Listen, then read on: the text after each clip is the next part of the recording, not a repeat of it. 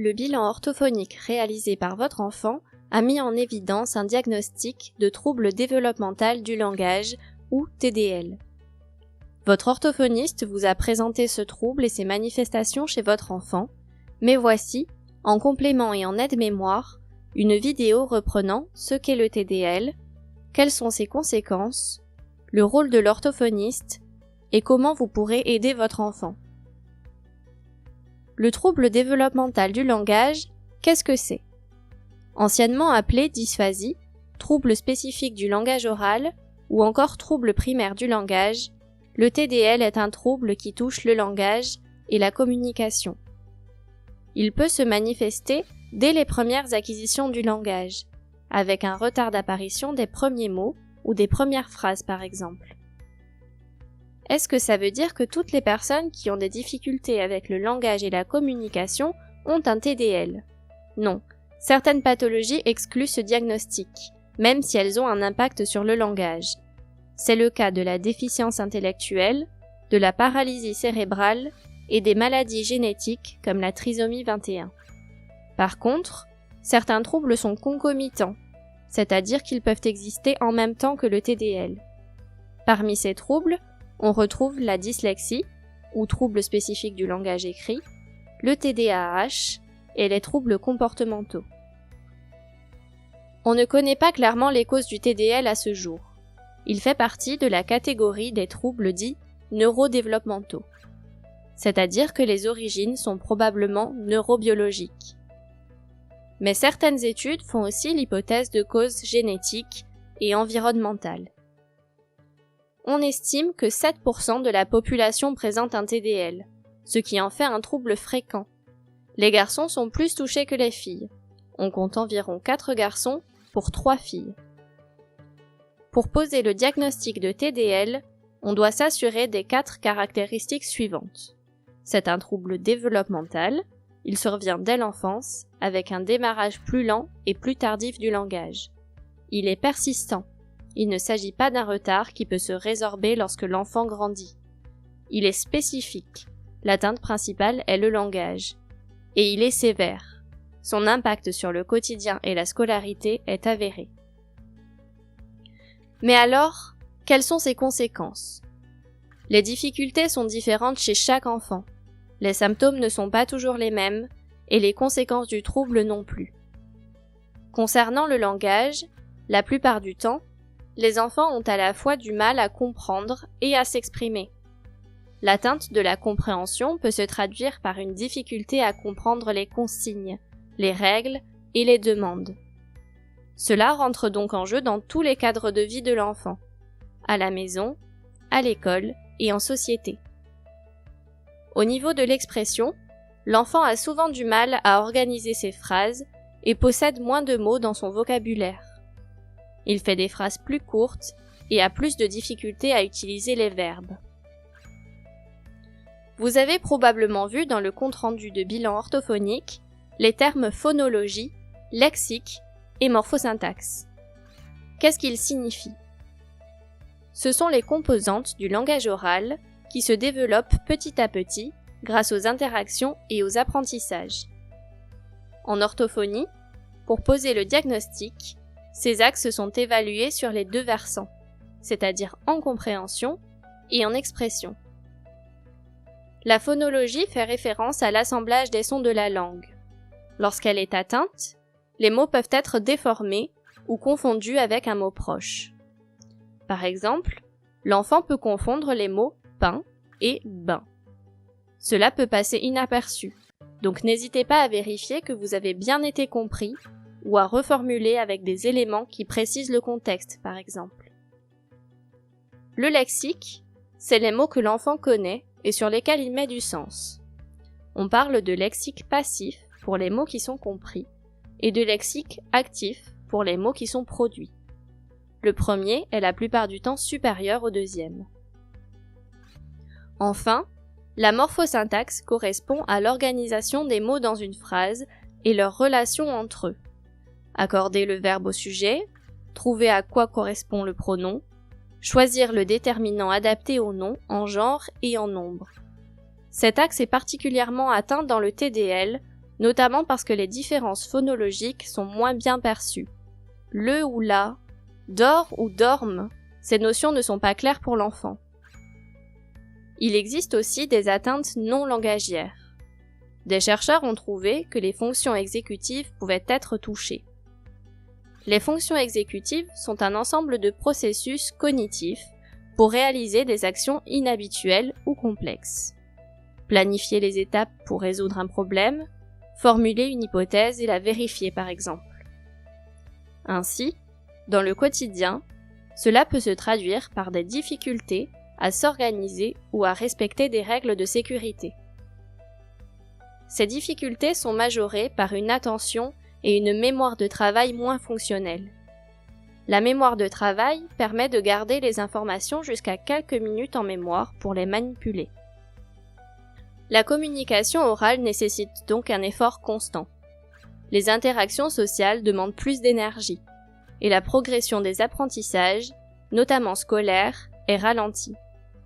En grandissant, l'enfant apprend à maîtriser le langage écrit. Les difficultés en langage oral peuvent compliquer son apprentissage.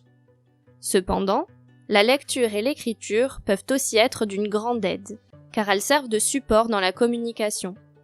Elles soulagent la mémoire de l'enfant, qui n'a plus à retenir tous les mots pour comprendre la phrase. De plus, les enfants atteints de TDL peuvent avoir des difficultés à réguler leurs émotions ou à comprendre celles des autres. Le vocabulaire des émotions est moins riche, et la capacité à parler d'une réaction émotionnelle est moins développée. Enfin, les enfants avec un TDL ont plus de risques d'avoir des problèmes comportementaux.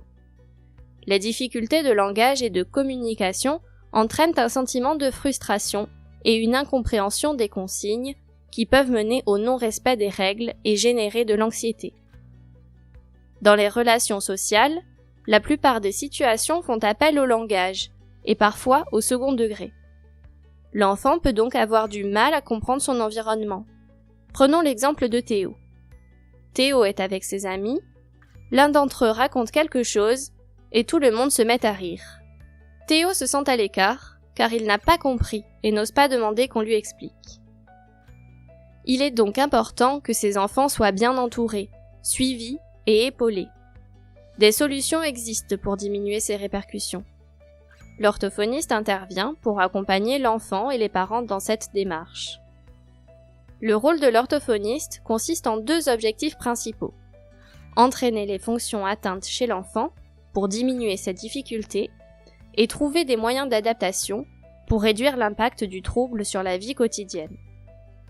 Il entraîne les fonctions atteintes en utilisant des jeux ou exercices où l'enfant doit s'exprimer, construire des phrases, utiliser du vocabulaire. Il l'exerce à transmettre des informations non verbales pour mieux comprendre et être mieux compris.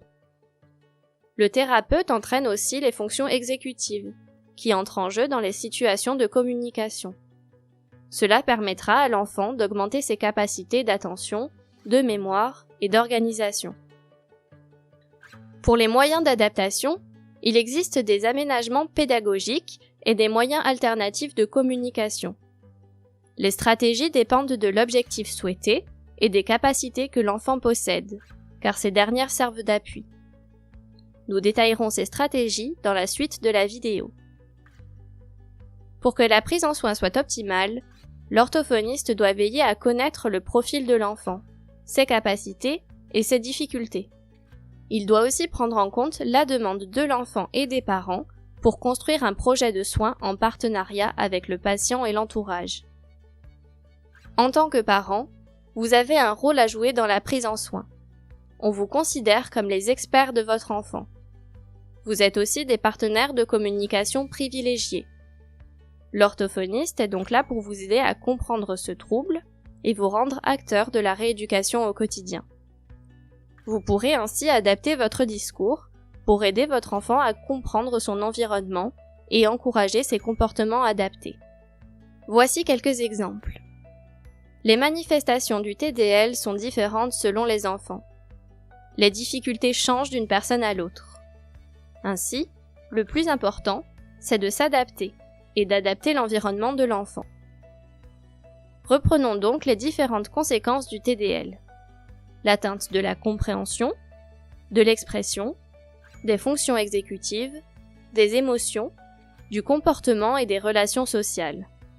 Pour chacune de ces difficultés, nous pouvons trouver des stratégies. Parlons d'abord de la compréhension. Parfois, sans même s'en rendre compte, nous formulons des phrases longues et complexes. Afin d'être mieux compris, il est préférable d'adresser à l'enfant des phrases courtes et simples. Si vous avez tendance à parler vite, vous pourrez essayer de ralentir légèrement le débit. Enfin, n'hésitez pas à vérifier si vous avez été compris. Prenez en compte que l'enfant peut dire oui, même si ce n'est pas le cas. Reformulez ou ajoutez du contexte. L'enfant a besoin d'être exposé souvent au langage pour progresser. La communication verbale est donc très importante. Pour l'expression, on montre à l'enfant qu'on est intéressé par le sens de sa phrase sans lui faire remarquer ses erreurs. On peut poursuivre l'interaction en reprenant les termes corrigés. Par exemple, l'enfant dit « Les enfants attendent le bus ». Nous pouvons réagir de cette manière. « Oui, les enfants attendent le bus pour aller à l'école ». On valorise ses tentatives d'expression et on l'encourage lorsqu'il utilise un vocabulaire pertinent. On peut également inciter l'enfant à s'exprimer. Pour un jeune enfant, par exemple, on place des objets convoités à la vue mais hors de portée. Pour un enfant plus grand, on propose de raconter un film, sa journée. Si l'objectif de l'enfant est de se faire comprendre, on peut mettre en place des moyens de communication non verbaux pour compléter le message oral. Il peut s'agir de supports écrits ou imagés, sous forme de tableaux, de carnets ou de cartes par exemple. De même, il est important d'aider l'enfant à exprimer ses émotions. On pourra s'aider de pictogrammes, de smileys ou utiliser une situation déjà vécue. On peut aussi imprimer ou créer un tableau des émotions avec une échelle d'intensité par exemple. Les outils peuvent être choisis ou créés avec l'enfant et adaptés à son âge, car il doit pouvoir se les approprier. Pour aider votre enfant à mieux comprendre son environnement, n'hésitez pas à expliquer des situations incomprises et à répondre à ses interrogations. L'entourage habituel de l'enfant peut aussi mettre en place des stratégies, comme vu précédemment, pour faciliter la communication. Pour l'école, des adaptations pédagogiques peuvent être proposées, comme un plan d'accompagnement personnalisé. L'orthophoniste de votre enfant peut suggérer des adaptations qui lui semblent pertinentes. Avec votre accord, l'orthophoniste et l'enseignant ont la possibilité d'échanger afin de créer un environnement favorable aux apprentissages de votre enfant.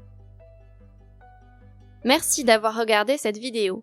Nous espérons qu'elle vous sera utile pour soutenir votre enfant dans son quotidien. Son orthophoniste est là pour répondre à vos interrogations et vous accompagner dans cette démarche.